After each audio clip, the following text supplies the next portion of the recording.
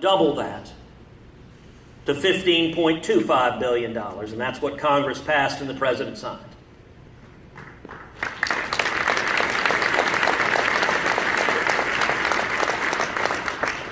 Now, everybody recognizes that that's just a down payment. That on any measure, the impact of this storm is going to be orders of magnitude bigger than that. Many estimates are suggesting Harvey may turn out to be the costliest natural disaster in U.S. history. And I think that's entirely possible. But the $15 billion was designed to be the first emergency infusion of cash so that it was available, and it turned out to be fortuitous because obviously right behind Harvey was Irma slamming into Florida, and now you've got Maria hitting Puerto Rico a second time within a couple of weeks.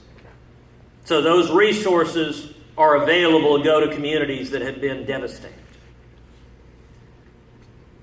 But one thing that is also very encouraging is the Texas delegation is standing strong and united. We had a Houston City Council meeting that I went to a couple of weeks ago.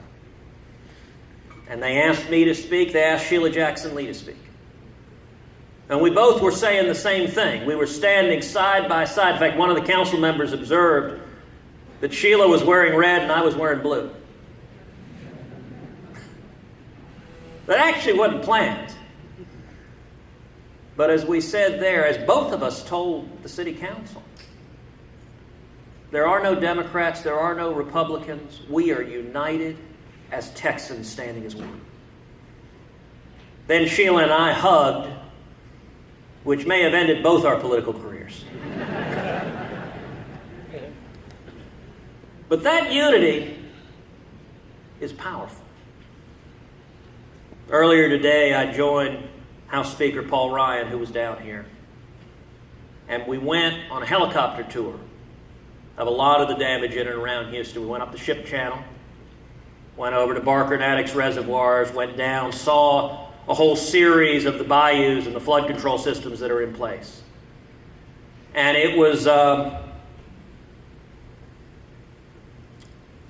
Paul and John Cornyn and myself were all sitting side by side in the helicopter touring.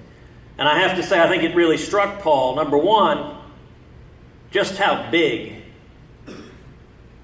City of Houston is. That it just keeps going and going and going. And the massive scope of damage. That we kept going over another neighborhood or another neighborhood or another neighborhood where you're looking down and every street you see the contents of the houses on the front yard. And you know, one of the things I was pointing out, I said, look, that's... If you go in and rip out everything in your house, you throw out all your furniture. And one gentleman,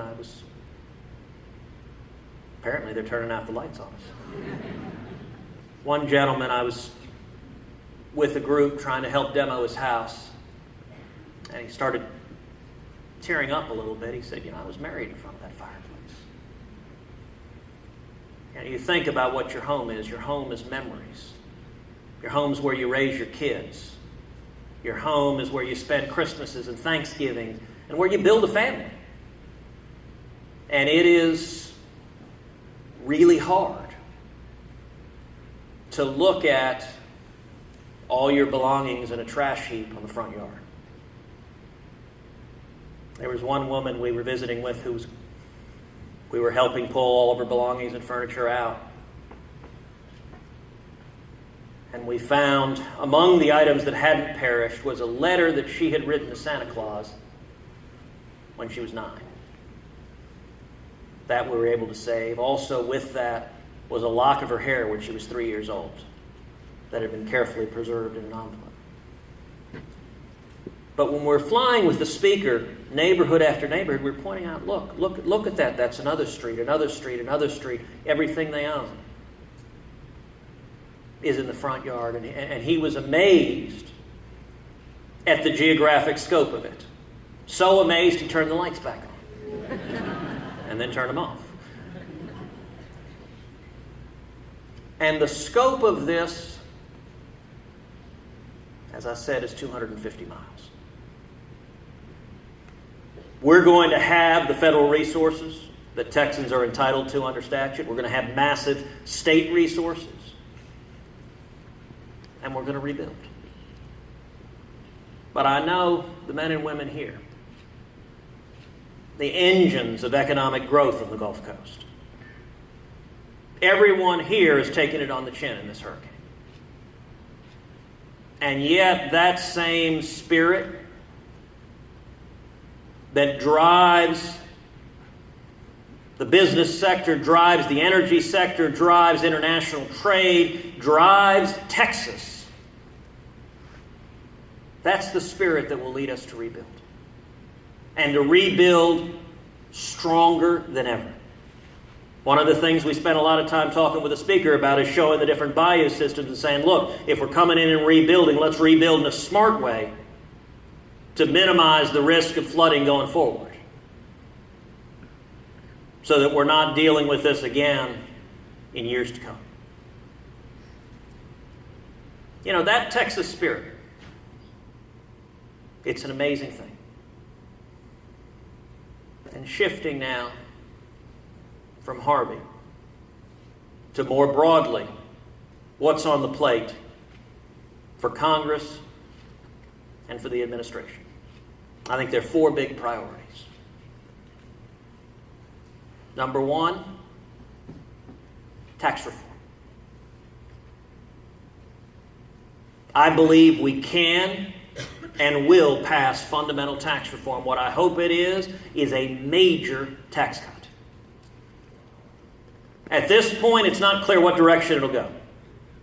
There's disagreement within the House, disagreement within the Senate, disagreement within the administration. Other than that, everyone's on the same page. But there is widespread agreement that it needs to get done. And the advice that I have given the President on tax reform is principally 2 words, bold and simple. I think there is power to bold simplicity. Ideally, what I'd like to see is a simple flat tax, where every one of us fills out our taxes on a postcard, and we abolish the IRS.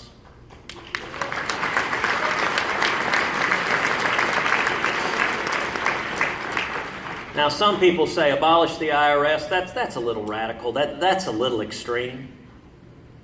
You mean like electing Donald Trump as president? We're in a unique moment in time. And one of the things that I am urging the president and urging members of Congress, politically, it is almost as hard to pass a small piddling tax bill as it is to pass a major tax cut that unleashes the engines of economic growth. And so if we're going to do it, we ought to go big or go home. Second big priority, repealing Obamacare. Now that's been something Republicans have been promising for 7 years. And so far we haven't gotten it done. It has had some rocky weeks and months in the past weeks and months. I have a feeling I'm not the only person in this room frustrated with the Congress of the United States.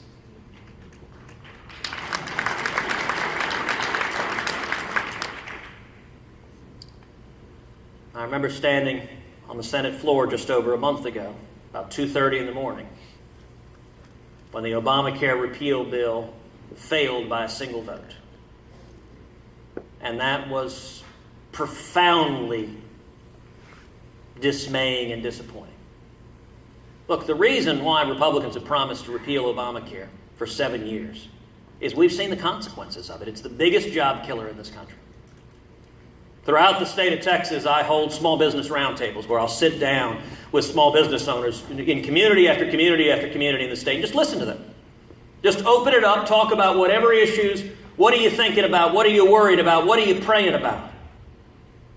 Every single small business roundtable I've done the last 5 years in the state of Texas, at least half of the small business owners list Obamacare as the single biggest obstacle in their business, driving up their costs.